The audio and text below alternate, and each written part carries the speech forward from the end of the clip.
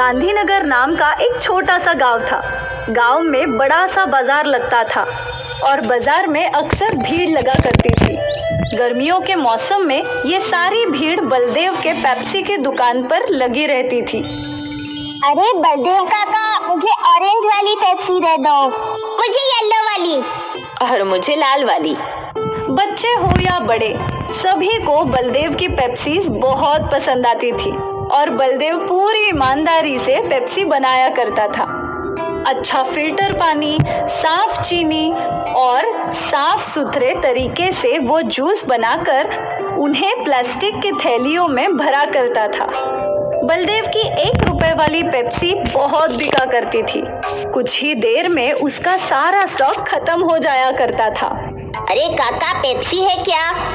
नहीं बेटा, सब खत्म हो गई, अब कल आना। बलदेव की दुकान के सामने पवन की दुकान थी। पवन आइसक्रीम बेचता था, पर गर्मियां होने के बावजूद भी उसकी आइसक्रीम्स बिक नहीं रही थी। पता नहीं ये बलदेव अपनी पेप्सी में क्या मिलाता है जो सारे गांव वाले सिर्फ इसी की पेप्सी पिया करते हैं। 1 रुपए वाली पेप्सी में भला क्या स्वाद होगा? मेरी तो आइसक्रीम तक खराब हो रही है। स्वाद का तो पता नहीं, पर वो आइसक्रीम से सस्ती है, शायद इसीलिए वो ज्यादा बिकती है। हाँ, हो सकता है। क्यों ना आप भी पेप्सी बेचना शुरू कर दे? अरे पर पेप्सी बनाएगा कौन? पेप्सी बनाने की जरूरत थोड़ी है, बाजार में बहुत सारी कंपनियां पेप्सी बेचती है। आप भी उनसे खरीद कर बेच सकते हो। सोच लो, बहुत मुनाफा होगा। वैसे आइडिया तो अच्छा है, कल ही शहर जाकर ढेर सारी पेप्सी खरीद लाता हूँ। ठीक है। अगली सुबह पवन शहर से ढेर सारी जूस वाली पेप्सीज ले आया और उसने वो सब अपने फ्रिज में रख दी। अच्छा किए, अब एक बाहर बोर्ड लिख दो कि यहाँ पेप्सी मिलेगी। ठीक है। पवन ने एक बोर्ड पर लिखा कि यहाँ पेप्सी मिलेगी और ये बोर्ड अपनी दुकान के बाहर लगा दिया। कुछ देर बाद एक छोटे बच्चे ने वो बोर्ड पढ़ा। यहाँ पेप्सी मिलेगी। काका, कौन कौन से कलर है? सब कलर है, तुम्हें कौन सा चाहिए ये बताओ। मुझे तो एक येलो वाली और एक ऑरेंज वाली चाहिए। पवन ने उस बच्चे को 2 पेप्सी के पैकेट्स थमा दिए। वो बच्चा वही खड़े खड़े पेप्सी पीने लगा। ये तो बढ़िया है, मजा आ गया। ये लो, एक और पेप्सी मेरी तरफ से फ्री। जाकर अपने दोस्तों को भी बताना, मेरी दुकान में पेप्सी मिलती है। हाँ हाँ काका, जरूर बताऊंगा। और पवन का ये फंडा काम कर गया। वो बच्चा दौड़ते हुए गांव में गया और कुछ देर बाद अपने कुछ दोस्तों के साथ लौटा। यही वो दुकान है। मुझे भी 2 ऑरेंज वाली चाहिए और मुझे 3 लाल वाली। पवन ने सबको पेप्सी दे दी और बस तब से कई लोगों ने पवन की दुकान से पेप्सी खरीदी। आज तक गांव वालों ने बस बलदेव की पेप्सी चखी थी, पर आज उन्हें कंपनी का स्वाद भी अच्छा लगने लगा था। अरे वाह, ये काले रंग वाली पेप्सी तो मैं पहली बार पी रहा हूँ। और भी काफी फ्लेवर है, नींबू पानी, काला खट्टा, ऑरेंज, रोज। वाह भाई वाह, अब तो रोज अलग अलग फ्लेवर चख सकते हैं। पवन के पेप्सी बेचने की वजह से बलदेव की दुकान पर ग्राहकों की कमी हो गई थी। मुझे थोड़ा सब्र से काम करना होगा। पवन ने नई नई पेप्सी बनानी शुरू कर दी है। इससे गांव वाले उसकी दुकान पर जा रहे हैं, पर मुझे यकीन है कि वो सब लौटेंगे। बलदेव अपने आप को तसल्ली दे रहा था। अगले कुछ दिनों तक पवन के दुकान पर पेप्सी के लिए भीड़ लगी रही और यहाँ बलदेव का धंधा मंदा था। गांव के सरपंच बलदेव की दुकान पर आए। क्या हुआ बलदेव, आज परेशान लग रहे हो? अब क्या बताऊं काका, पवन शहर से पेप्सी लाकर बेच रहा है। अब तो मेरे ग्राहक कम हो गए हैं। कोई बात नहीं, ये बस कुछ ही दिनों की बात है। कोई भी नई चीज के पीछे गांव वाले दौड़ पड़ते हैं। तू तो जानता है, सब्र रख, सब ठीक हो जाएगा।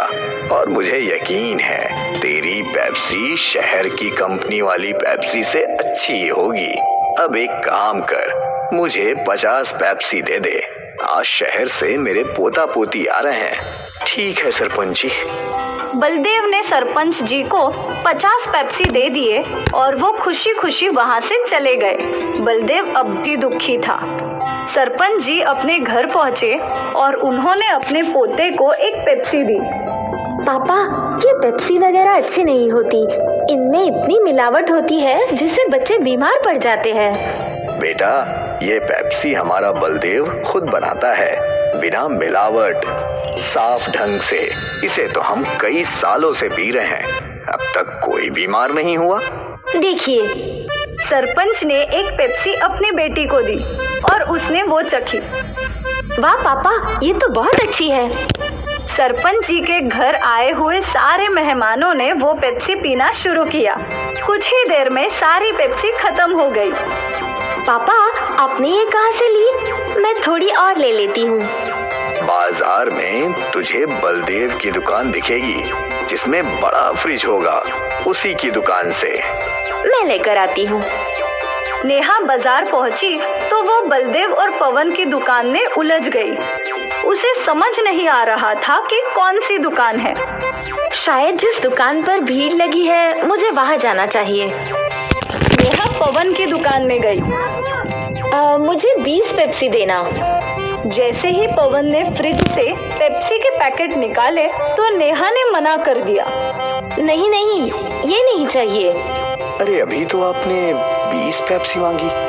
हाँ, पर ये केमिकल वाली नहीं चाहिए। वहाँ खड़े एक आदमी ने नेहा से पूछा, बहन, इस पेप्सी में कौन सा केमिकल है? ये पेप्सी शहर की कंपनियों में बनती है। वहाँ इन्हें बनाने में कई सारे केमिकल्स डालते हैं जो हानिकारक है और जिससे बच्चे बीमार पड़ सकते हैं। अगर ऐसी बात है तो तुम यहाँ पेप्सी लेने क्यों आई हो? मैं तो यहाँ वो पेप्सी लेने आई थी जो इसी गांव में बनती है। अच्छा, तो आपको बलदेव भाई की पेप्सी लेनी है, उनकी दुकान सामने है। नेहा वहाँ से चली गई, पर आसपास के लोग शहर की केमिकल वाली पेप्सी की बातें करने लगे। नेहा ने बलदेव की दुकान से पेप्सी खरीद ली और वो घर चली गई। केमिकल वाली पेप्सी के बाद गांव में आग की तरह फैली और सारे माता पिताओं ने अपने बच्चों को पवन की दुकान से पेप्सी लेने के लिए मना कर दिया। आज से पवन काका की दुकान से पेप्सी मत लेना। क्यों माँ? क्योंकि उसमें ढेर सारे केमिकल है। तेरी तबीयत खराब हो जाएगी, फिर तुझे सुई लगेगी। ना बाबा ना। लोगों को बलदेव की अच्छाई समझ आ गई और एक बार फिर बलदेव की पेप्सी बिकने लगी। पवन की दुकान से कोई भी पेप्सी खरीद नहीं रहा था और थक हार के पवन ने पेप्सी बेचना ही छोड़ दिया। नेहा ने पूरे गांव को बीमार होने से बचा लिया और सब कुछ पहले जैसा हो गया।